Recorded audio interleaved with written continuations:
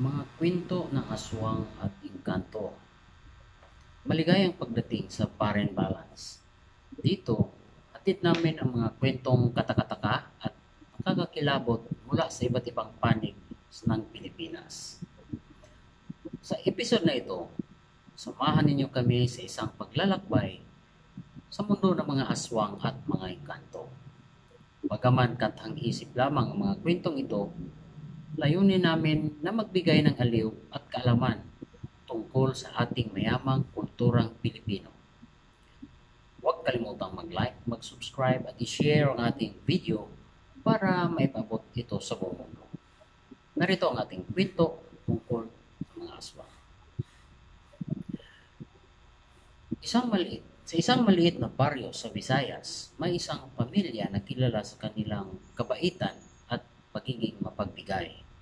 Ngunit, sa likod ng kanilang magandang asal, may nakatagong lihim. Ang pamilya na ito ay sinasabing lahi ng mga aswang. Isang gabi, habang ang buong baryo ay tahimik na natutulog, may isang batang lalaki na nagngangalang Juan ang nakarinig ng kakaibang ingay mula sa kagubatan. Nagdesisyon siyang alamin kung ano ito. Sa kanyang paglalakad, nakita niya ang isang anino na mabilis na gumagalaw sa ilalim ng liwanag ng buwan. Agad siyang nagtago at nanonood. Hindi nagtagal, nakita ni Juan ang anyo ng isang malaking itim na ibon na naglilipad sa kalangitan. Ang ibon ay biglang nagbago ng anyo at naging isang matandang babae na may mahaba at magulong buhok. Si Juan ay natakot at tumakbo pa uwi. Kinaumagahan, kinuwento ni Juan sa kanyang mga magulang ang nakita niya. Ngunit hindi sila naniniwala. Sinabihan siya ng kanyang lolo na ang nakita niya ay isang aswang na kilala sa paglipad sa gabi upang maghanap ng biktima.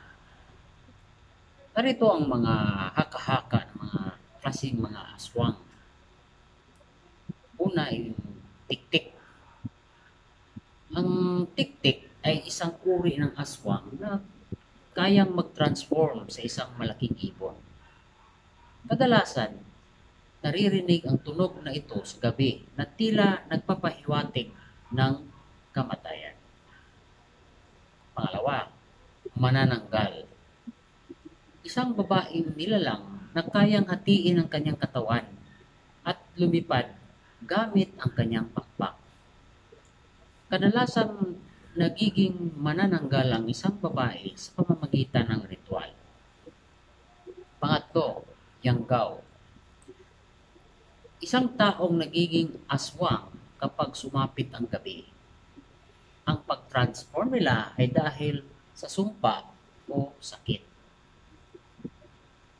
Pangapat, sigbin. Isang nilalang na kahawig ng aso o kambing na lumalabas sa gabi upang kumain ng mga sanggol. Ang mga aswang ay inaakalang matatagpuan sa iba't ibang bahagi ng Pilipinas. Ngunit, ang mga rehiyon ng Visayas at Mindanao ang madalas na pinagmulan ng mga kwento tungkol sa kanila. Ngayon ay dadako na naman tayo sa kwento tungkol sa mga engkanto.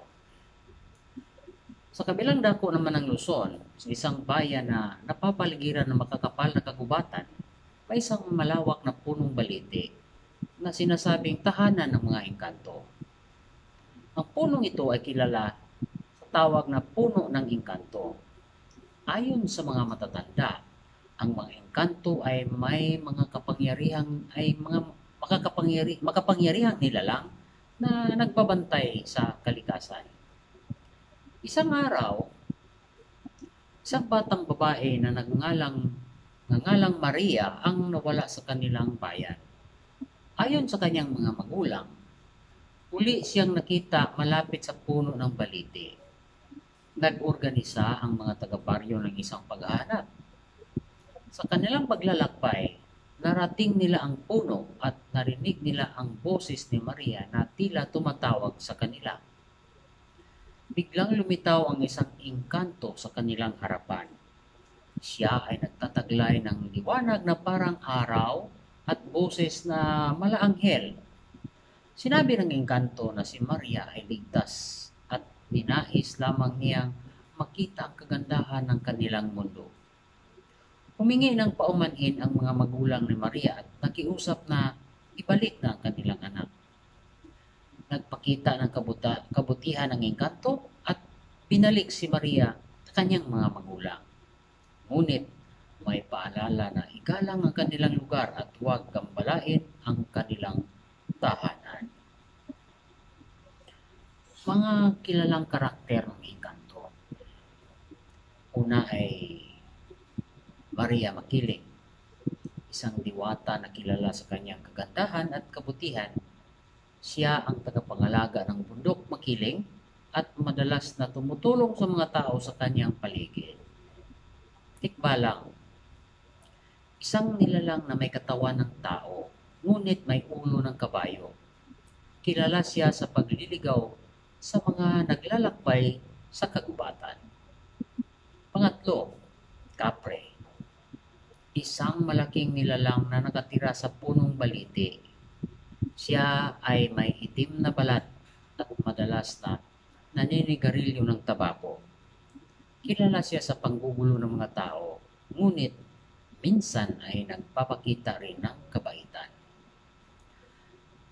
Bilang pagtatapos ng ating kwento, maraming salamat sa inyong pakikinig sa ating kwento sa araw na ito. Hiling ko lang na huwag kalimutang mag-like, mag-subscribe, at i-share ang ating video para maipabot ito sa buong mundo. Kung mayroon kayong mga karanasan o kwento tungkol sa mga aswang at engkanto, huwag magtubiling mag-iwan ng komento sa ibaba. Hanggang sa susunod na kwentuhan, dito lang sa Barin Balance Channel. Maraming salamat po.